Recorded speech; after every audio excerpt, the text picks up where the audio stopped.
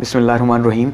Welcome to quick review. आज के lecture के अंदर हम बात करने लगे हैं जुल्फ़िकार अली भुट्टो गवर्नमेंट की और उनकी रिफॉर्म्स की। ठीक है, तो चलिए स्टार्ट करते हैं और हम क्विकली ये देखेंगे कि कौन कौन सी मोटी मोटी जो रिफॉर्म्स हैं वो जुल्फ़िकार अली भुट्टो साहब ने जो है वो अपनी गवर्नमेंट के अंदर, अपने टेन्योर के अंदर जो है वो की। सबसे पहले तो अगर हम बात करें बैकग्राउंड की कि भाई गवर्नमेंट जो है वो फर्म कैसी हुई, तो उसमें हमें ये समझना पड़ेगा कि 1970 के जो इलेक्शंस हैं वो जनरल याहिया खान करवाते हैं मशरकी और मगरबी पाकिस्तान के अंदर। ठीक है, और उसके नतीजे में होता क्या है कि दो बड़ी पार्टी सामने आती हैं। एक साइड पे जो है वो अवामी लीग सामने आती है और दूसरी साइड पे पाकिस्तान पीपल्स पार्टी सामने आती है, जो कि नई नई बनी हुई थी जुल्फ़िकार अली भुट्टो साहब की। ठीक हो गया। इसके नतीजे में होता क्या है कि जनरली जो सीट्स हैं उसके अकॉर्डिंगली अगर देखा जाता तो जो बननी थी गवर्नमेंट, ठीक है, वो बननी थी अवामी लीग की, लेकिन क्योंकि उनका ताल्लुक मशरकी पाकिस्तान से था तो ऐसा बहुत ही कम हुआ कि भाई मशरकी पाकिस्तान को जो है वो पावर में रहने की इजाज़त मिली हो। उसकी वजह ये है कि एक तो मगरबी पाकिस्तान के अंदर उसकी मकबूलियत नहीं थी, दूसरा वैसे ही मगरबी पाकिस्तान के अंदर जो लोग लीड में थे वो चाहते भी नहीं थे कि भाई वो मशरकी पाकिस्तान के लोगों को जो है वो कुछ राइट्स दे सके। तो ये भी कुछ जो है हमारे अपने फ्लॉज थे। ठीक है, तो इस तरह से होता क्या है कि भाई ये जेड भुट्टो साहब ये अनाउंस कर देते हैं कि भाई वहां तुम गवर्नमेंट करो, यहाँ पे हम करेंगे।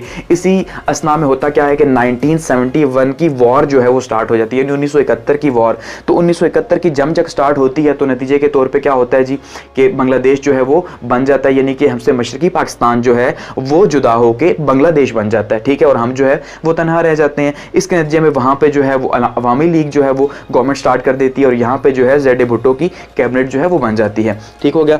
तो इस तरह से जुल्फ़िकार अली भुट्टो जो है वो इंतहाई ही ख़तरनाक कंडीशन के अंदर जो है वो मुल्क को संभालते हैं, क्योंकि उस टाइम पे ऑलमोस्ट 93,000 के हमारी जो फौज थी वो कंट्रोल में थी, किसके? इंडिया कंट्रोल में थी। ठीक है, तो उस कंडीशन में जब उन्होंने इक़्तिदार संभाला तो उनके लिए बहुत बड़ा चैलेंज था, क्योंकि बहुत बड़े बड़े दावे और नारे जो है वो लगा के आए थे कि भाई मैं मुल्क के साथ ऐसा कर दूंगा। ठीक है, तो उसके बाद हुआ क्या कि यानी 20 दिसंबर 1971 को जो है उन्होंने इक़्तिदार संभाला। पहले जो सिविलियन है, ठीक है, पहले सिविलियन मार्शल लॉ एडमिनिस्ट्रेटर के तौर पे तो उन्होंने इक़्तिदार संभाला। उसकी वजह ये थी कि उस टाइम पे कॉन्स्टिट्यूशन ही नहीं था, क्योंकि याहिया खान का मार्शल लॉ लगा हुआ था। तो नतीजे के तौर पे जो है फिर वो तकरीबन अप्रैल 1972 तक जो है वो मार्शल लॉ ही लगा रहा। उसके बाद जो है प्रोविंशियल कॉन्स्टिट्यूशन को सेट करके तो गवर्नमेंट को स्टार्ट किया गया। तो जब ओथ उठाया था, जब हलफ लिया था जुल्फ़िकार अली भुट्टो साहब ने, तो उसी टाइम पे उन्होंने ये अनाउंस कर दिया था कि भाई मैं बहुत बड़ी मैसिव रिफॉर्म्स लेके आ रहा हूं। ठीक है, यानी कि मैं मुल्क को तब्दील करके रख दूंगा। एक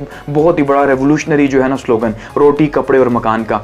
अब यहां पे हम आगे बढ़ेंगे रिफॉर्म्स की तरफ, तो उससे पहले आपको ये समझना होगा कि जो स्लोगन है रोटी कपड़ा मकान का, ये इसके पीछे असल में क्या है।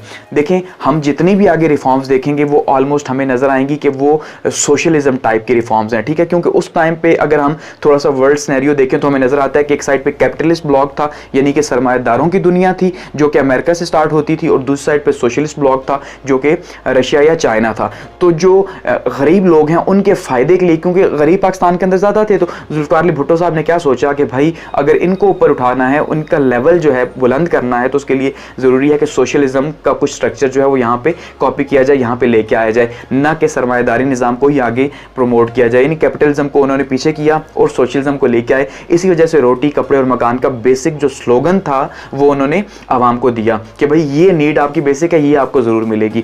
तो उसी के ऊपर उनकी जितनी भी रिफॉर्म्स हैं वो सारी की सारी बेस करती हैं। ठीक है, तो अब वन बाय वन हम रिफॉर्म्स देखते हैं कि उन्होंने क्या क्या कोशिश की। हालांकि हालात बहुत क्रूशियल थे, जिसमें हमने देखा कि 1972 में जो है वो शिमला मुआहदा भी हुआ, जिसमें पाकिस्तान और इंडिया में जो है वो मुआहदा हुआ, फौजी भी वापस लेके आए टेबल टॉक के थ्रू, जो है ये बहुत बड़ी एक जीत थी। इस तरह से बलूचिस्तान ऑपरेशन भी उस टाइम पे जो है वो चल रहा था। तो क्रूशियल कंडीशन थी, लेकिन उसके बावजूद उन्होंने तकरीबन हर सेक्टर के अंदर जो है हम कह सकते हैं कि रिफॉर्म्स की कोशिश की।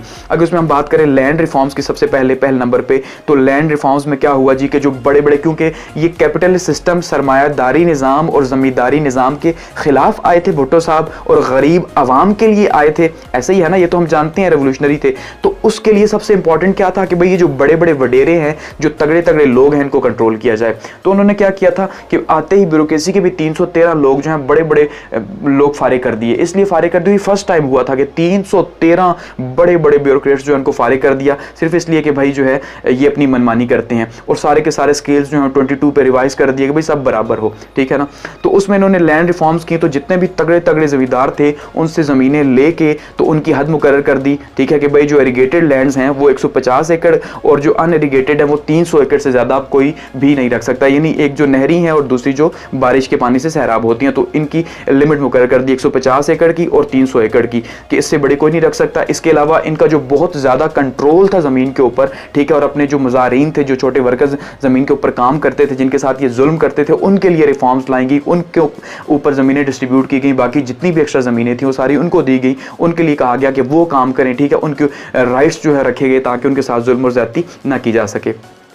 अगर इससे आगे बढ़े तो इसी लैंड रिफॉर्म के अंदर ही जो है दूसरे नंबर पर अगर हम एग्रीकल्चर रिफॉर्म्स देखें तो उसके अंदर क्या किया गया जी, बहुत ज़्यादा फैसिलिटेट किया गया फार्मर्स को कि भाई जो छोटे गरीब किसान थे उनको फ्री कर्जा दिया गया, उनको खाद दी गई, ठीक है, सब्सिडी रेट के ऊपर, यानी कि हुकूमत की तरफ से कुछ पैसे शामिल करके उनके लिए सहूलियात पैदा की गई, उन्हें ट्रैक्टर्स दिए गए, उनको बहुत सी सहूलियात दी गई, उनको उनके लिए जो है वो इमदादी पॉलिसी लेके आई, यानी कि हुकूमत खुद ही जो है पैसे दे के उनसे उनकी चीज़ें खरीदती, ना कि डायरेक्टली जो है वो बड़ी बड़ी इंडस्ट्रीज खरीदें तो नतीजे के तौर पे उन्हें कम पैसे दें, ठीक हो गया। तो किसानों को बहुत ज़्यादा फैसिलिटेट किया गया उस टाइम में, क्योंकि असल स्लोगन ही जो था वो गरीबों के लिए था, तो गरीबों में जो है किसानों को ऊपर उठाना, एम्पावर करना बहुत ज़्यादा ज़रूरी था। अगर दूसरी रिफॉर्म्स की अगर हम बात करें दूसरे नंबर पे, तो उसमें हमारे पास लेबर रिफॉर्म्स आती हैं, ठीक है। अब क्योंकि हम पहले बात कर चुके हैं कि जो सोशलिज्म का सिस्टम है वो तो है ही थ्योरी ऑफ लेबर के ऊपर, कार्ल मार्क्स की जो थ्योरी है थ्योरी ऑफ लेबर के भाई मजदूर सारा कुछ करता है तो मजदूर को ही सबसे ज़्यादा अर्न करना चाहिए, ऐसा ही है ना। तो अब उसमें लेबर रिफॉर्म्स जो है वो जो लेके आए, तो लेबर रिफॉर्म्स सबसे इंपॉर्टेंट थी, इसलिए सबसे इंपॉर्टेंट थी कि भाई सारा कुछ हो ही उन्हीं के लिए रहा था। तो उनमें क्या हुआ जी, मजदूरों को पहली बार जो है उनका हक दिया गया, उनको माना गया, उन्हें बताया गया कि भाई आप मुल्क की रीढ़ की हड्डी हो। इस्लामाबाद के अंदर एक पूरी कॉन्फ्रेंस बुलाई गई जिसमें जो है ट्रेड यूनियन जो है उनको बुलाया गया, ट्रेड यूनियंस को बहाल किया गया, उनको बताया गया कि आपके राइट्स क्या हैं, ठीक है जी, और उनको बहुत ज़्यादा फैसिलिटीज़ दी गई, उनके बच्चों को फ्री एजुकेशन दी गई, उनको बोनस दिया गया, उनको ओवर टाइम की सहूलत दी गई, उनकी टाइमिंग जो है वो कम की गई। अगर कोई जो वर्कर है वो at the time of working यानी वर्किंग कंडीशन के अंदर उसको कोई हादसा पेश आ गया तो उसको क्या है जी, पेंशन उसकी बेवा को दी जाए, तो उनके लिए बहुत सी उनका जो बच्चा है उसको जॉब दी जाए। तो इस तरह बहुत ज़्यादा जो है वो रिफॉर्म्स लेबर के लिए लेके आए और गवर्नमेंट पहली बार खुद इन्वॉल्व हुई इसके अंदर। ये एक बहुत बड़ी जीत थी Z.A. भुट्टो साहब की, ठीक है।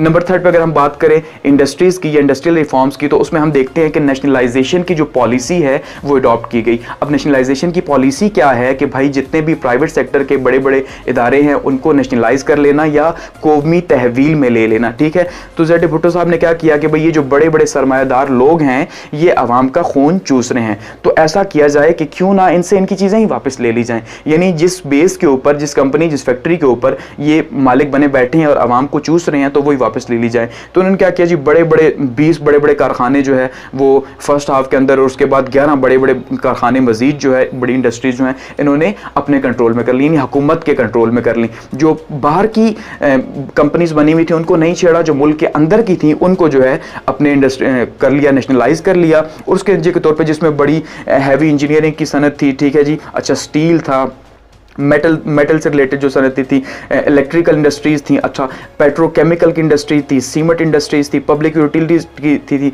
यानी कि असम्बलिंग प्लांट्स थे, वो बड़ी बड़ी इंडस्ट्रीज जितनी भी जो है ना, जो बहुत ज़्यादा काम कर रही थी, जिनके वर्कर्स बहुत ज़्यादा थे, उन सब की सबको जो है वो नेशनलाइज कर लिया। अब इससे नुकसान भी बहुत ज़्यादा हुआ क्योंकि वो लोग जो अब मेहनत करके जिन्होंने दिन रात अपनी इंडस्ट्रीज खड़ी की थी, तो जाहिर बात है अब उनके लिए तो बहुत मुश्किल था। ऊपर से पासपोर्ट भी जो है वो जब्त कर लिए कि भाई ये अपना सरमाया बाहर ट्रांसफ़र ना कर सकें, भाग ना सकें। तो प्लानिंग बहुत अच्छी थी, लेकिन इससे क्या हुआ कि इससे वो जो एक पब्लिक सेक्टर से जो लोग आ रहे थे, ठीक है, जो आवाम से लोग आ रहे थे और इन्वेस्ट कर रहे थे, वो जो है वो भागना शुरू हो गए।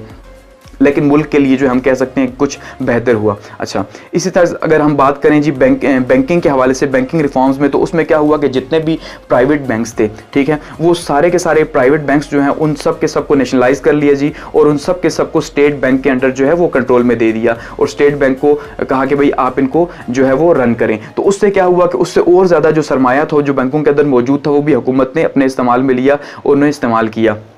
इसी तरह से अगर हम बात करें एक्सचेंज रिफॉर्म्स की, तो उसमें भी जो हमारे एक्सचेंज थे, फॉरेन एक्सचेंज के रिजर्व्स थे, उनके अंदर भी रिफॉर्म्स की गई, उनके लिए कमेटी बनाई गई और ख़ास करके कहा गया कि जो बाहर से हम चीज़ें स्पेशली मंगवा रहे हैं, इंपोर्ट कर रहे हैं, उनके ऊपर काफ़ी ज़्यादा टैक्सेशन की गई ताकि बाहर से कम जो है वो चीज़ें इंपोर्ट कर सकें। एजुकेशनल रिफॉर्म्स की अगर हम बात करें तो उसमें क्या हुआ कि जितने भी बड़े बड़े इदारे थे, यानी मोर देन 400 स्कूल कॉलेजेस जो थे वो बड़े बड़े और स्कूल जो थे उनको नेशनलाइज कर लिया। जो कुछ प्राइवेट जो थे जैसे बीकन हाउस या एचिसन कॉलेज वगैरह, जो इन्हें छोड़ा गया, जिसमें ये थोड़ी सी ज़्यादती भी हुई कि भाई ये इल्ज़ाम लगता है कि जो बहुत बड़े बड़े जो आपके जानने पहचानने वाले इदारे थे आपने उन्हें तो छोड़ दिया, लेकिन जो बाकी जो प्राइवेट सेक्टर के थे आपने उन्हें क्या किया जी, नेशनलाइज कर लिया। तो इससे अच्छा क्या हुआ कि कोई भी स्टूडेंट जो है वो अगर एलिजिबल था, काबिल था, तो वो कहीं पे भी आके फ्री एजुकेशन जो है वो हासिल कर सकता था। एजुकेशन को प्रमोट करने के लिए किया। लेकिन हम ये जानते हैं आज के इस टाइम पे कि भाई जो पब्लिक सेक्टर के जो स्कूल्स हैं शायद उनकी जो कारकर्दगी है, परफॉर्मेंस है, वो इतनी अच्छी नहीं as compare to private sectors कि वहाँ पे वो अपने पैसे के लिए मेहनत करते हैं। ठीक है, तो ये भी खैर इन्होंने स्कूल के ऊपर भी किया। हेल्थ रिफॉर्म्स के लिए क्या किया जी कि इन्होंने सख्ती से मना कर दिया कि जितनी भी ड्रग्स जो हैं, ड्रग्स एक्ट जो है वो पास किया गया 1972 के अंदर कि जो ड्रग्स जो मेडिसिन बाहर से आती हैं वो नहीं ली जाएंगी, बल्कि मुल्क के अंदर जो है जो तैयार हो रहा है उसी को जो है इस्तेमाल किया जाएगा, बाहर से स्मगल होकर भी नहीं आ सकेंगी। ठीक है, अच्छा, इसी तरह लॉ रिफॉर्म्स के अंदर जो अगर हम बात करें तो उसमें क्या हुआ जी, जुडिशरी को फर्स्ट टाइम जो है वो एग्जेक्टिव से सेपरेट किया गया कि भाई जुडिशरी जो है वो सेपरेट काम करेगी और एग्जेक्टिव जो है वो सेपरेट काम करेगी। लाइफ इंश्योरेंस के ऊपर बात करें तो लाइफ इंश्योरेंस की जितनी भी बड़ी बड़ी कंपनियां थी, जो ऑलमोस्ट 32 थी उस टाइम पे, ठीक है, वो सारी की सारी जो है उनको अपने कंट्रोल में लेके उन्हें किसमें के अंडर कर दिया गया जी, पाकिस्तान स्टेट लाइफ इंश्योरेंस जो है उसको बना के तो उसके अंडर सारी की सारी को कर दिया। तो इस तरह 10 मिलियन रुपीस जो है वो हुकूमत की सर्कुलेशन में इससे भी पैसे आए। ठीक है, अच्छा, इसी तरह से अगर हम बात करें जी कि बहुत से सूबों को एलोकेट किए गए पैसे, बहुत से जो है उनको हिस्सा दिया गया उनका, ताकि वो जो है वहाँ पे अपना काम करवा सके। और स्पेशली इसमें हम अगर बात करें पीपल्स वर्क प्रोग्राम की, तो ये बहुत इंपॉर्टेंट था कि भाई जो पार्ट टाइम है, ठीक है, या जो लोग एक तो बेरोज़गार हैं या फिर जो स्किल्ड वर्कर्स हैं लेकिन वो फिर भी काम नहीं कर रहे या कम काम कर रहे हैं, तो उनको मज़ीद स्किलफुल किया जाए, उनको स्किल्स दी जाएँ और उसके नतीजे में क्या हो कि वो काम सीख सके। तो उससे बहुत ज़्यादा फ़ायदा हुआ लोगों को। ठीक है, यानी पीपल्स वर्कर प्रोग्राम से। इस तरह से अगर हम बात करें जी, बाकी उन्होंने एडमिनिस्ट्रेटिव सिस्टम के अंदर क्या किया, तो एडमिनिस्ट्रेटिव में आपको बताया जैसे कि सारे के सारे को 22 स्केल्स कर दिया, सबको इक्वल कर दिया। जितने भी बड़े सरकारी लोग थे जिनकी बड़ी बदमाशी मतलब चलती थी या नौकरीशाही जिसे हम कह सकते हैं, ब्यूरोक्रेसी जो है उसको कंट्रोल में लाया गया। और यानी कि कोशिश ये की गई कि जितने भी कैपिटलिस्ट माइंड्स हैं उन सारे के सारे कैपिटलिस्ट माइंड्स को जो है वो कंट्रोल किया जाए। ठीक है, और उनको जो है अपने अंदर ला के तो सिस्टम को आगे रिफॉर्म किया जाए।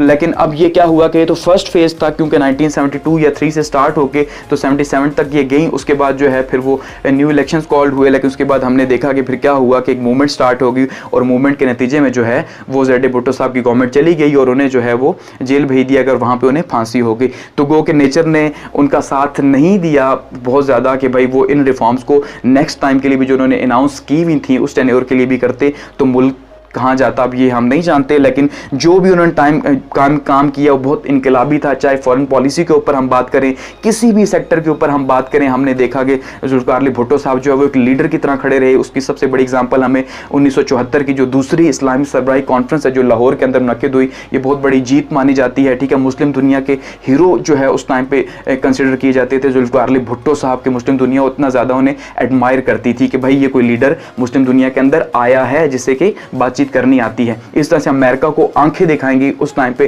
फर्स्ट टाइम जो है। ठीक है, चाइना के साथ हमारे रिलेशंस जो है बहुत अच्छे हुए। चाइना का विजिट भी 1972 के अंदर ज़ेड भुट्टो साहब ने किया। तो शॉर्टली हम ये कह सकते हैं कि जो जुल्फ़िकार अली भुट्टो साहब के रिफॉर्म्स थी, अगर वो लॉन्ग टर्म के लिए चलती तो वो बहुत ज़्यादा फ़ायदा देती। शॉर्ट टर्म में भी उन्होंने गरीबों को एम्पावर करने के लिए बहुत सी कोशिशें की। And at the end thanks for